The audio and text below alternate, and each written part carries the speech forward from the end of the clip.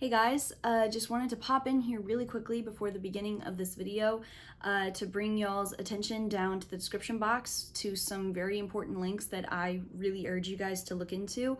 The first one is about Mahsa Amini. She was an Iranian woman who was detained by the morality police for not wearing her hijab correctly. She was brutally beaten and she unfortunately passed away due to her injuries. Protesters are now protesting in the streets of Iran and everywhere all around the world in solidarity with her. Many women are cutting their hair and burning their hijabs in protest. This is an attack on women's rights. A woman should be allowed to wear religious headwear if she wants to, and a woman should be allowed to not wear religious headwear if she doesn't want to. Now, because this is coming from a primarily Islamic country, we're not gonna sit here and act like this is an excuse to be Islamophobic, all right? It's not. Cut that shit out. It's ridiculous. I will leave links to organizations that you guys can use to maybe donate to help support Iranian women. That's the first. The second link will be to a donation page where you guys can donate to help the Pakistanis that have been displaced during the floods. The third link will also be for a donation page to where you guys can donate to help with the famine going on in Somalia right now. I do appreciate anybody that does take a look at not only those links, but honestly any links that I have in my description box. For those of you who are new, I always do that. I always try to keep the links updated.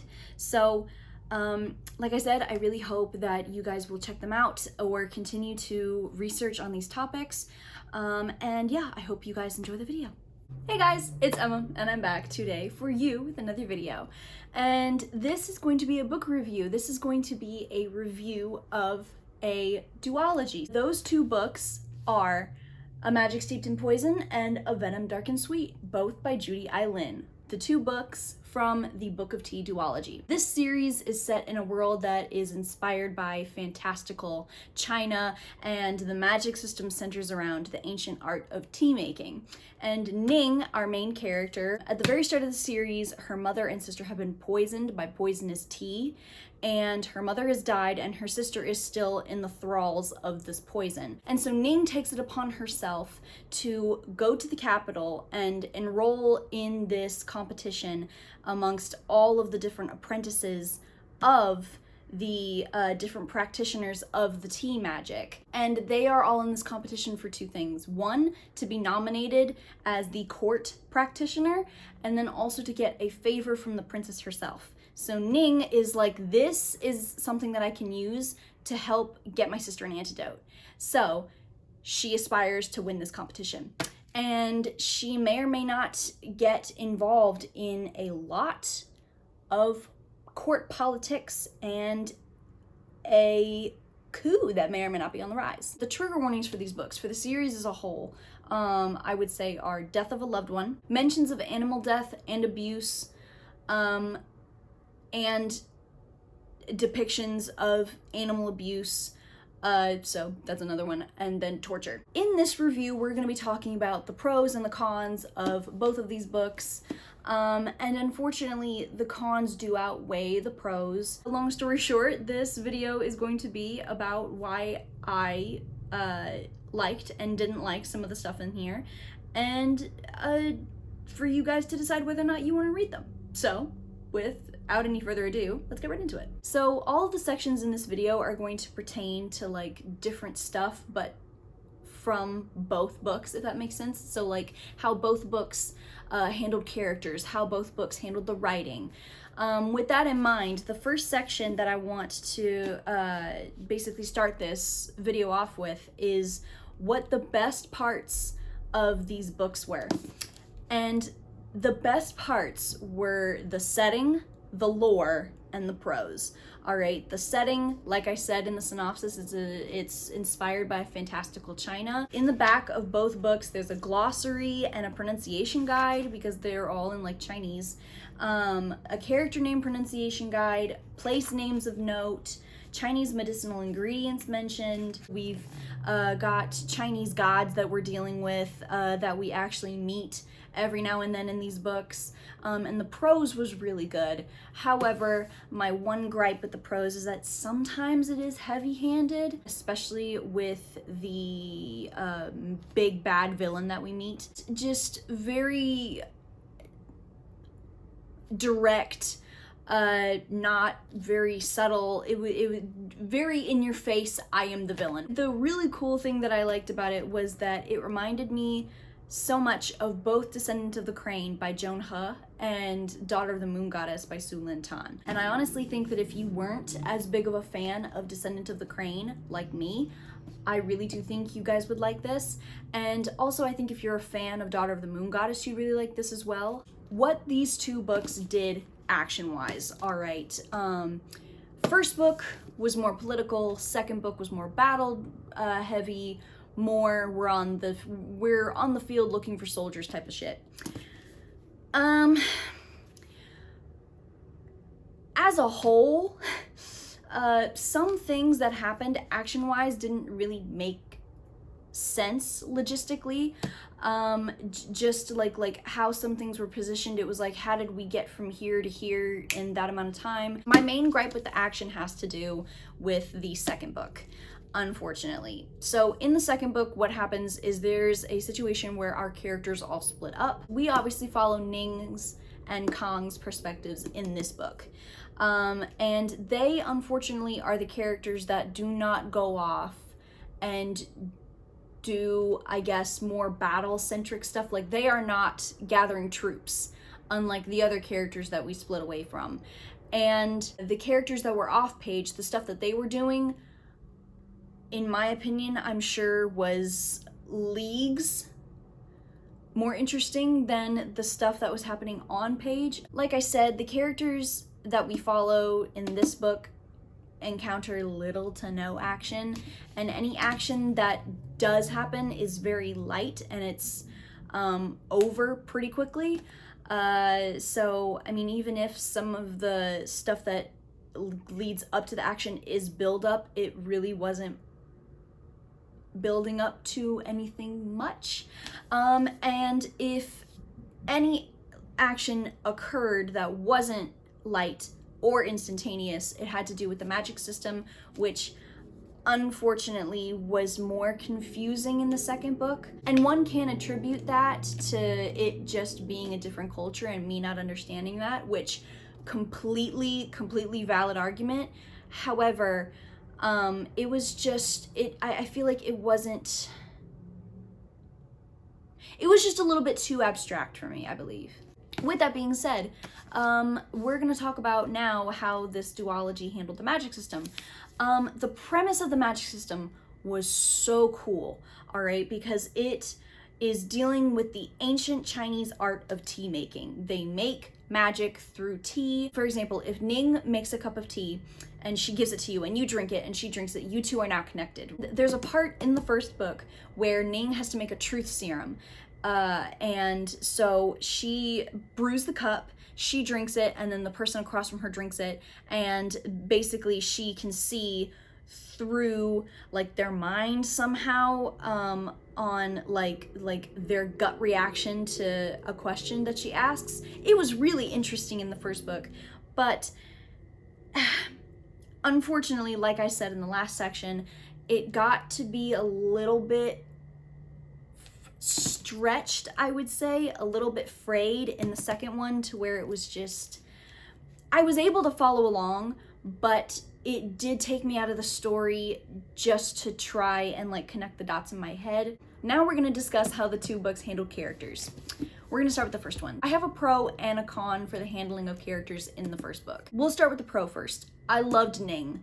All right, she was flawed, she was quick to anger, she had a little bit of a temper, and she did have outbursts every now and then, specifically targeting people, but she would apologize for it. However, that leads into the con that I had with how A Magic Steeped in Poison handles characters, because while Ning was relatable and fleshed out, almost every other character was not, and it honestly made it seem like, why am I reading about these cardboard cutouts when I have Ning? Especially when it came to the romance, because there is a romance in here. But because none of the characters I felt were fleshed out, the romance really didn't have that much chemistry for me personally. It felt very insta-lovey, and I just was more of a fan of the idea of them being friends more so than lovers, if that makes sense. And then I got the second book. And the very first chapter of the second book follows Kong's POV. And I was thinking to myself, okay, yes, that means at least Kong will be more fleshed out, because obviously he's a love interest and we're getting a POV from him. So we'll get more out of his character. While he does get more fleshed out in A Venom Dark and Sweet, I felt for the first maybe third of the book, choppy 29%, his character really only served as a lens, if that makes sense. I think I had this same problem with the male character in The Power. If you guys have seen that review, one of the characters in The Power really didn't serve much of a purpose other than to act as a porthole, basically, for us readers to see what was going on elsewhere in the world. Nothing else was really happening to the character. We were just seeing through this character's eyes, which is useful, but it doesn't really do much for the character, especially when this character is supposed to be a main one. While this does remedy itself later on in A Venom Dark and Sweet, it was noticeable enough for me to be like, okay, I hope this doesn't continue. And this last point that I have to do with Kong's character, this one is just completely nitpicky, but again, I'm a noticer. All right, I'm a bitch that cannot ignore shit when she notices it. All right, it's a fatal flaw. And that thing that I noticed was that the tenses change between Kong's and Ning's POVs in the sequel. All throughout A Magic Steeped in Poison, we get Ning's point of view, and it's first person. So it's, you know, I did this, I felt this. And then in A Venom Dark and Sweet, we get Ning's point of view and Kong's point of view. As I said, Ning's stays the same to where it's first person, but then when we get to Kong's, it's third person. So it's instead, he did this, he felt this. And while it's not, you know, anything major, it was just jarring when I realized it. I was like, why? Something felt off. Something felt off in the stratosphere, and this was interesting, to say the least. Just the tense changes, I guess. Also, while I did love Ning, Homegirl did monologue a lot. That aspect also reminded me a lot of the Daughter of the Moon Goddess, just plainly because one of my only complaints with that book was just how much monologuing there was. Let's just say Ning goes through a lot of, should I trust this person? Can I trust this person? Do I trust this person? And she ends up actually trusting this person, but she won't admit it to herself over and over again. Or another example would be, do I love this person? Can I love this person? Should I love this person? And she'd always end up actually loving this person, but she'd never admit it to herself. So it's like, girl, we have inner hurdles that we must jump over in order to make any growth, because if we're gonna make any sort of progress on your anger issues, we all gotta start somewhere, honeycomb. It's okay. I rated A Magic Steeped in Poison 3 stars and A Venom Dark and Sweet 2 stars. Ultimately, overall, while I do have some pretty good pros and some pretty good praises for these books, unfortunately, I am disappointed, just plainly because I put a lot of expectations on these books, because I did follow them coming out when the cover came out on Twitter for the first one. It's, first of all, the cover designs, pretty twins, sitting pretty, all right, just gorgeous, all right. So I was immediately enthralled by the cover art, and so I was following not only the first one, but then the second one when that one was announced up until their publication dates. And I feel like it is a known thing, you know, not to go into stuff with high expectations, but it's hard for me not to go into something with high expectations, because if I go into something, first of all, thinking, you know, I'm gonna hate this, like with bad expectations, you're setting yourself up for failure. And then second of all, if I go into a book with like, you know, it could be either or, I'm probably not going to commit to the book, you know? So I always kind of have to go into something with high expectations, because it's like, oh my gosh, you know, I'm excited for this. I'm ready and rearing to go. I do really recommend the first book. I think it's a pretty solid book. It's got interesting magic, and it's got that competition thing that I know a lot of people like, and it's got a pretty good romance if you're not really bothered by insta love, which, you know, I used to not be. Regarding the second book, I would just leave it up to anybody that has read the first book whether or not they want to continue. That is none of my business. If you end up liking this, that's great, okay? Because there is stuff to like about this book. Just, you know, the cons were overwhelming for me.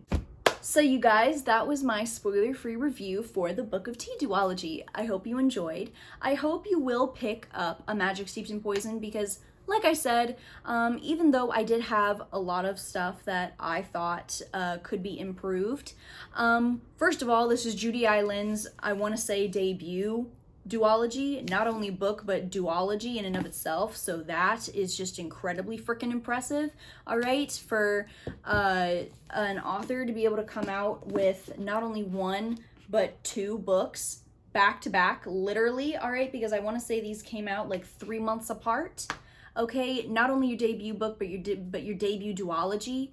She's killing it, okay? So all credit where credit is due. I hope that you'll pick this up, and I hope that you like it enough to pick up the sequel, all right? Because you never know, you might actually like the sequel where I didn't, okay? So you guys, with that being said, I hope that you enjoyed the video, that you will look forward to more stuff on my channel, that you are staying safe, and that you guys have a good rest of your day. Goodbye.